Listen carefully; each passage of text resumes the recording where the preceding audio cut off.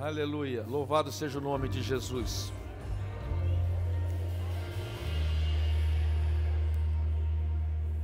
Nós cantamos por Ele,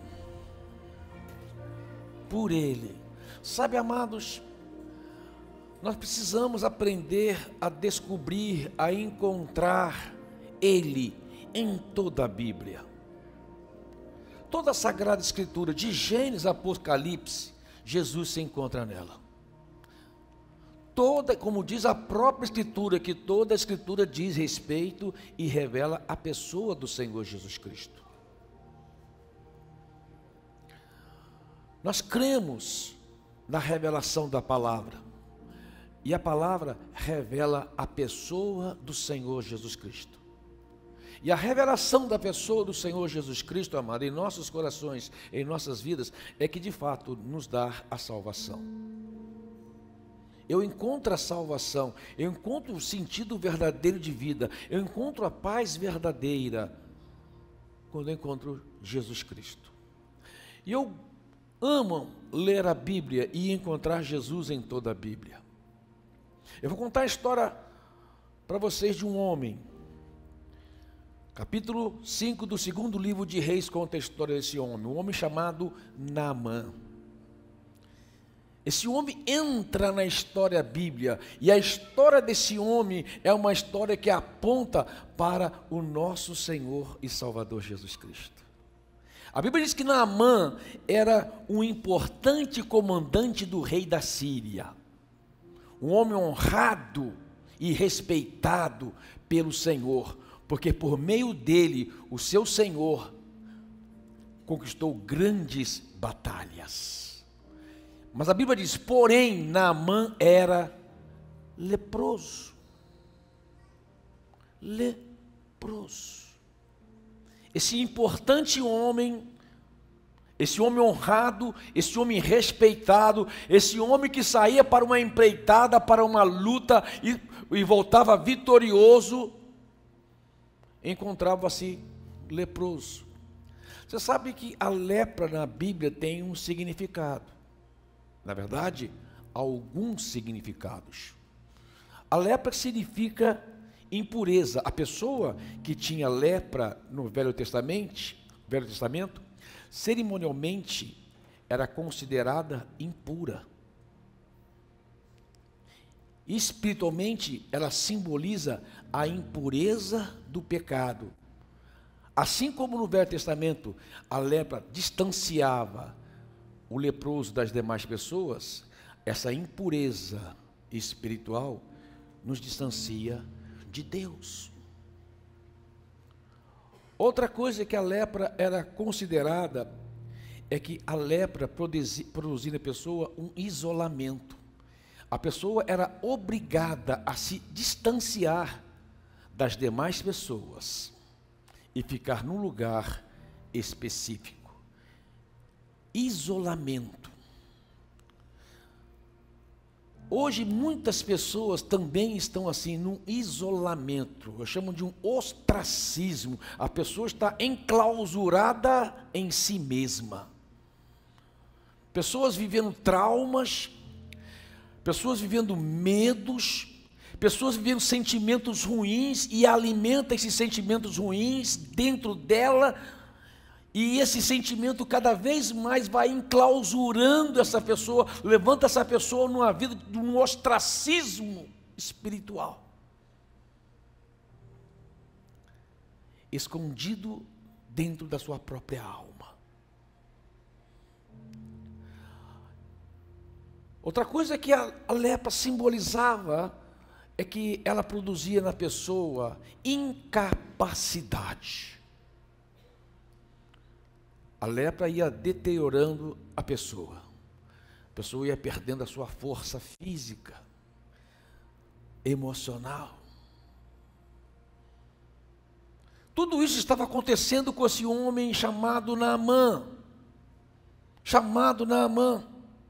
Esse homem que era acostumado a sair nas batalhas, a segurar uma espada, a enfrentar os seus inimigos, fortes inimigos, enfrentá-los e vencê-los e voltar vitorioso, agora encontra-se incapacitado, encontra-se numa situação de não conseguir enfrentar mais os seus problemas.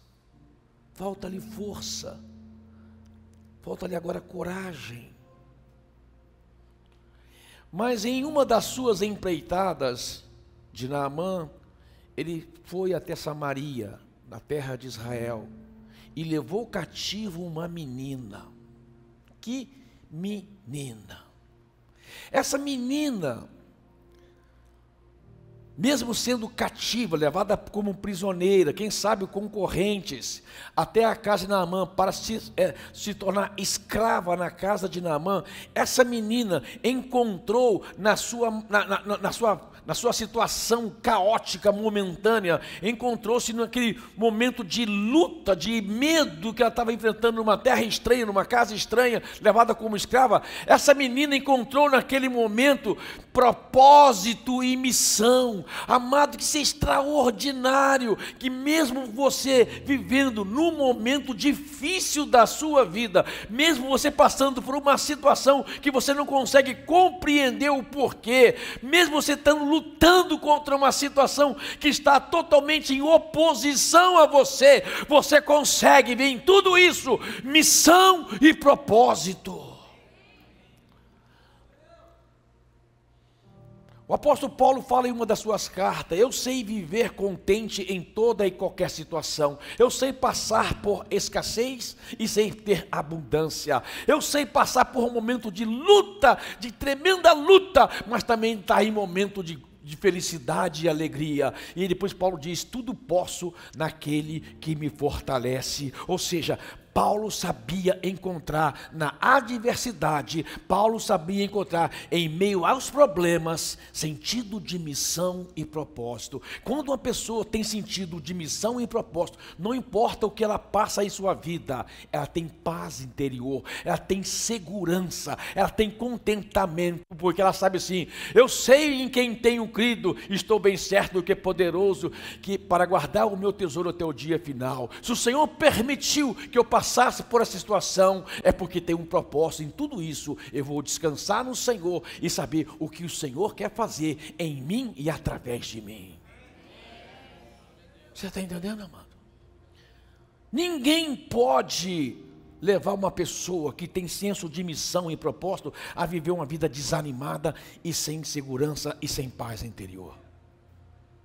Essa menina extraordinária, escrava, na casa de Naamã, prega para Naamã as boas novas.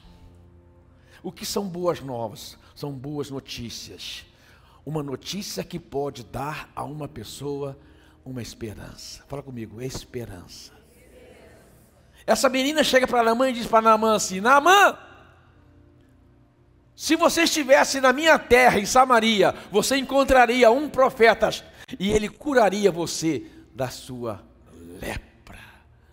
Naamã naquele momento se enche de esperança. Amado, agarre-se num fio de esperança que você tem. Qualquer palavra que procede de Deus, que cai no seu coração, é uma fonte de esperança. Quando você passou por essas portas, quando você saiu da sua casa e hoje, e principalmente hoje, enfrentou um temporal. Eu sei que a Avenida Francisco Junqueira está alagada. Estava aqui orando no terceira reunião, caindo muita água, e eu vendo lá fora, o pátio nosso estava quase enchendo de água. Eu falei assim: se aparecer alguém hoje no culto, eu vou abraçar e dizer: ó, vamos junto para o céu. Porque se você enfrentou essa chuva, você enfrenta qualquer coisa na vida. Amém? Você pode dizer glória a Deus? Essa menina deu a Naamã esperança. Agarre-se na esperança. Pastor, que luta eu estou passando no meu lar? Pastor, que luta eu estou passando na minha família? Que luta eu estou passando na área financeira? Que luta eu estou passando na área emocional, física? Segure a palavra de Deus. Ela é a viva esperança. Amém? Segure com fé. A Bíblia define fé num versículo extraordinário, Hebreus 11:1. A fé é a firme convicção de fatos que não se vê e a certeza de coisas que se esperam. Eu espero em esperança. Você pode dizer glória a Deus? Esse Naamã vai até o seu rei e fala para o seu rei assim: uma menina me deu uma boa notícia, há uma possibilidade de cura na terra de Samaria. O rei falou assim, o rei amava muito o seu comandante. O rei deu para ele, amado, 300 quilos de prata, 70 quilos de ouro, 10 roupas finas. As roupas finas naquela época valia mais que ouro. 10 roupas finas, que só o rei usava. Ele falou: ó, vai, você tem um recurso para que, se precisar pagar, você pague por sua cura. E esse rei sai da sua terra e vai até a terra de Samaria. Encontra o rei de Israel em Samaria e diz para ele assim: ó, eu vim aqui e eu tenho aqui ouro, eu tenho aqui prata, eu tenho aqui roupas finas, mas também eu tenho uma carta do meu rei dizendo para você me curar. Naquele momento, quando o rei de Israel lê a carta, ele rasga as suas roupas. Por quê? Porque diz: como eu vou curar esse homem de uma lepra? Acho que ele está procurando um motivo de guerra contra mim, então ele rasga as suas roupas. Nesse momento, vem a notícia para Eliseu: Eliseu, o rei rasgou as suas roupas, por causa disso, disso e disso. E Eliseu fala assim: manda o rei enviar para mim esse homem Naamã, e ele saberá que há profeta em Israel. Uau! Manda vir até mim. E é interessante que o rei veio, o Naamã veio com todo o seu dinheiro, todos os seus recursos financeiros, achando que poderia pagar pela sua cura. Mas, amado, deixa eu falar uma coisa a você: você não tem que pagar por aquilo que Deus já conquistou por você na cruz. O preço já foi pago, e o preço custou caro para Deus, mas para nós é pela graça. A Bíblia diz: pela graça sois salvos, isso não vem de vós, é dom de Deus. Deus gratuitamente pagou um preço por você, pela sua salvação, pela sua libertação, pela sua cura. Basta que você creia na obra que Jesus fez lá na cruz do Calvário. Lá Ele curou você de toda enfermidade, lá Ele libertou você de todos os problemas, lá Jesus Cristo te purifica de todo o pecado. Lá na cruz a sua vitória foi conquistada pela graça.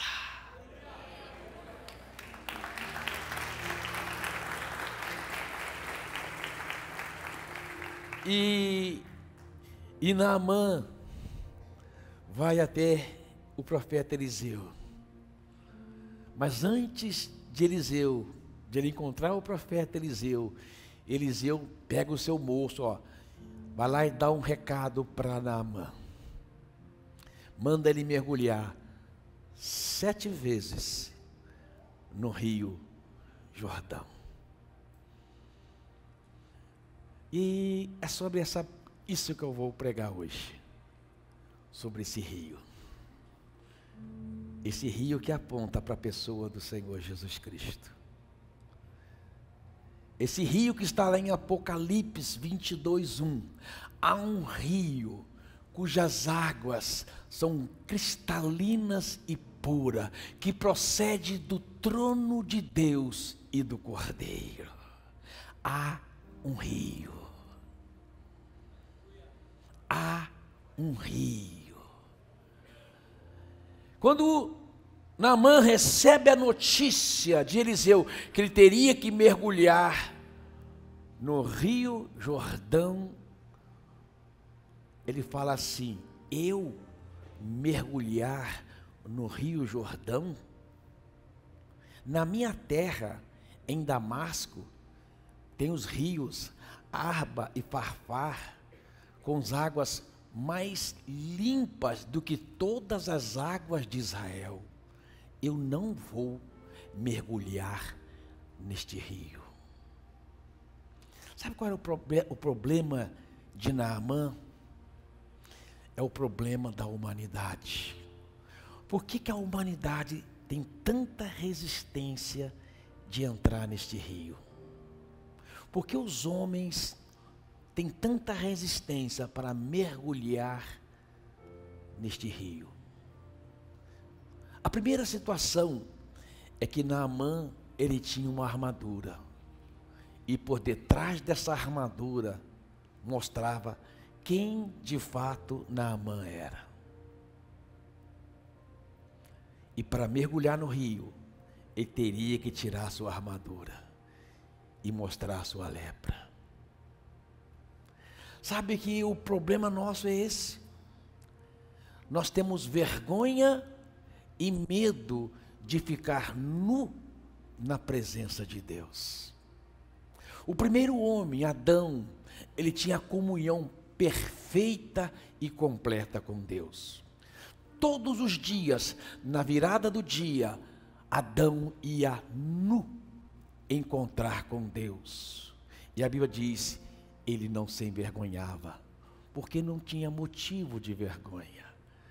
Deus conhecia Adão por completo. Mas no dia que ele pecou, a primeira coisa que ele fez foi se cobrir. Nós, às vezes, nos cobrimos. Colocamos uma armadura sobre a nossa vida para que a gente não seja revelado de fato quem nós somos. Havia uma necessidade de tirar a armadura. As pessoas hoje têm dificuldade de tirar a armadura, porque a armadura vai mostrar de fato quem ela é, com seus medos, com seus traumas, com as suas lutas, com os seus sentimentos ruins, com as suas impurezas. E não adianta, ninguém se aproxima de Deus com armadura. Há uma necessidade de você arrancar essa armadura. O orgulho de Naamã disse: eu não vou mergulhar neste rio. Eu achava, até pouco tempo atrás, que era porque ele considerava o Rio Jordão sujo. Mas eu tive no Jordão, eu nadei no Jordão, é limpo, águas mornas, cristalinas, dá para ficar o dia inteiro nadando lá. Então a questão não era a água, a questão era o orgulho. A questão era aquilo que impedia ele de tirar a armadura, o orgulho, amado, o orgulho humano, o orgulho espiritual, muitas vezes não querer se revelar de fato o que você precisa, não se revelar de fato o que você é, não revelar de fato as necessidades que você tem. Você fica como Naamã, enclausurado num ostracismo e vivendo uma vida de isolamento e vivendo uma vida de incapacidade, sem força para enfrentar as suas lutas, sem força para combater os seus combates, sem força para enfrentar o inimigo.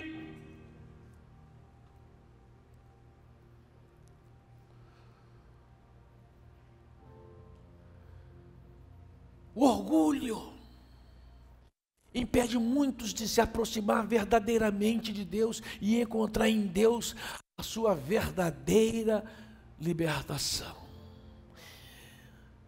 E Naamã ia embora. O orgulho ia levá-lo embora leproso.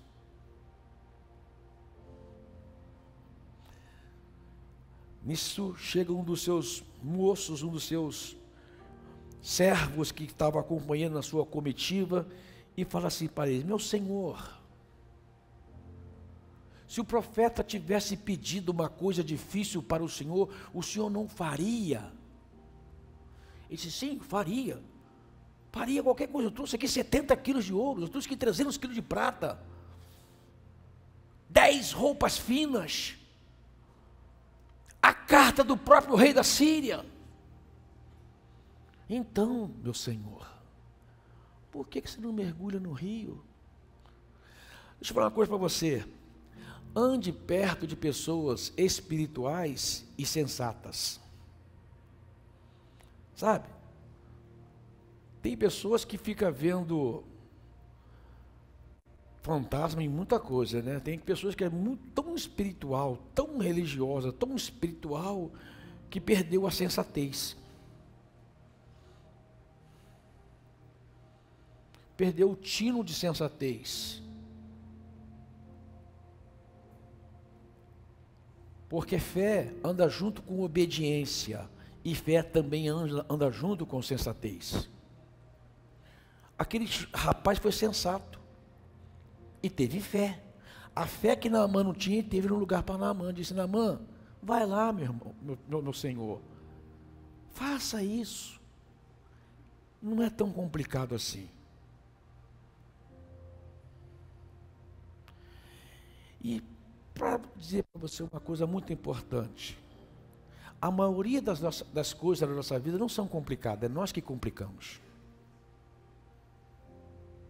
É nós que levamos a coisa a se tornar complicada. E nisso, ele resolveu mergulhar no rio. E mergulhou uma vez. E nada aconteceu. Fala comigo. Nada aconteceu. Mergulhou a segunda vez e... Você está aí, irmão? Ajuda eu. Amém? Mergulhou a segunda vez e... A glória sim. Mergulhou a terceira vez e... Mergulhou a quarta vez e... Que luta! Imagina a luta travada no coração de Naamã. Imagina a luta travada no orgulho de Naamã. Imagina a luta travada no seu interior, lutando contra a sua religiosidade, lutando contra a sua racionalidade, dizendo: o que eu estou fazendo aqui? Que coisa maluca que eu estou fazendo aqui? Ficar mergulhando, levantando nesse rio. Mas, meu amado, deixa eu falar uma coisa para você: o milagre acontece na sua vida quando você encontra os ingredientes certos. O primeiro ingrediente é a obediência. Quando você obedece a palavra de Deus, quando você obedece o direcionamento de Deus, o milagre acontece na sua vida. E o milagre acontece na sua vida quando encontra no seu coração perseverança na palavra. Você pode aplaudir Jesus?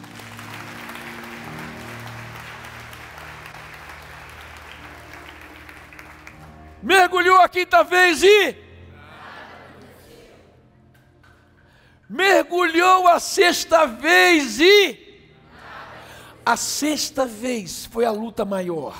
Você sabe que 7 é o número de Deus. Quando o profeta manda mergulhar 7 vezes, é porque a obra precisava ser completa na vida de Naamã. Amado, deixa eu falar para você: a obra precisa ser completa na sua vida. Deus quer fazer uma obra completa em você, meu amado. Deus quer salvar você completamente. Deus quer purificar você completamente. Deus quer curar você completamente. Deus quer fazer uma obra completa na sua família. Deus quer fazer uma obra completa na sua vida emocional, na sua vida financeira.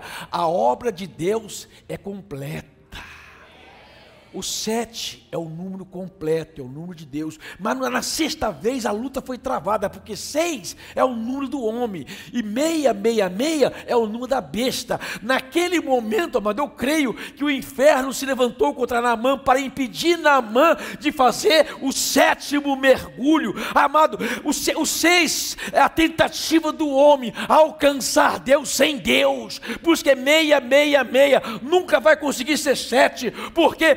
Porque você nunca vai alcançar plenitude, você nunca vai alcançar uma obra completa, se não for por Deus na sua vida.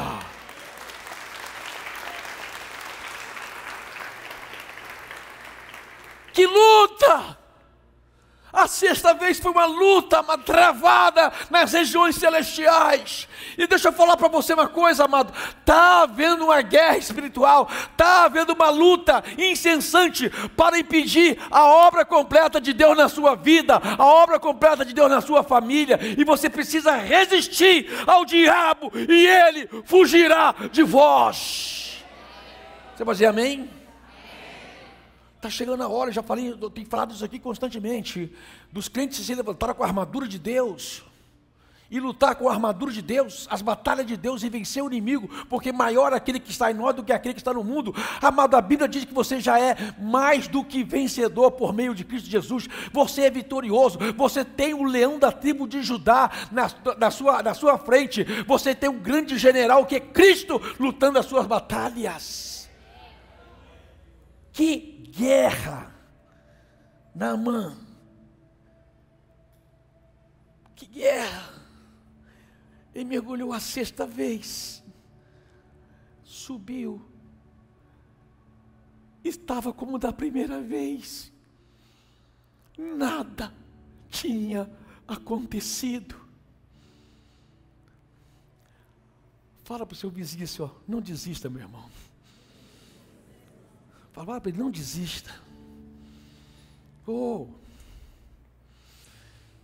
Aí Naamã, ele afunda a 7ª vez.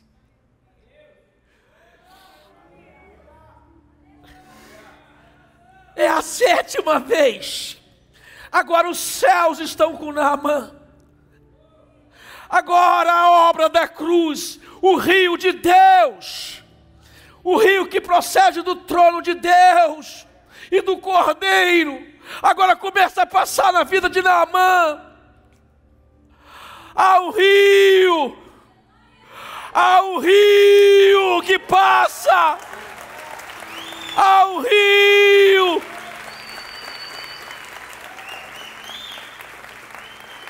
E quando ele levanta, a sua carne é como de um bebê. Ele agora é curado, ele é liberto. Por quê, amado? Porque se o Filho vos libertar, verdadeiramente sereis livres. O rio é o rio que te liberta, é o que te liberta de todas as escravidão, é o que te liberta de todas as correntes, é que quebra todos os grilhões. É o rio de Deus. Aleluia! É o rio que salva. João capítulo 4, Jesus encontra com aquela samaritana e diz para ela: se você beber da água que eu lhe der, nunca terá sede. Pelo contrário, se você beber da minha água, do teu interior fluirão rios de água viva. Oh, o rio de Deus vai fluir em você, amado. Você vai ser ligado ao rio de Deus, conforme está no Salmo 1. Que aquele homem plantado junto aos ribeiros, as suas folhas não murcham, e no devido tempo ele dá o seu fruto, e tudo o que ele fizer prosperará. Por quê? Por causa do rio. Há um rio que procede do trono de Deus e do Cordeiro. As águas são cristalinas e puras. Aleluia. Em Apocalipse mesmo, 22:17, fala que esse rio é um rio de cura para as nações. É um rio de cura. Naamã estava incapacitado de lutar as suas lutas. Naamã estava incapacitado de sair à guerra como outrora fazia. A lepra tinha impedido ele. Mas quando ele levantou do rio, aleluia, ele encontrou a cura. Ele encontrou a libertação. Ele encontrou a salvação. Amado, esse rio está passando aqui hoje. Está encontrando você, amém? Você pode dizer glória a Deus? Esse rio está passando aqui hoje. As águas purificadoras, as águas cristalinas, as águas puras, que é o próprio Senhor Jesus. Este rio aponta para o próprio Senhor Jesus. Fica de pé no seu lugar. Fica de pé no seu lugar.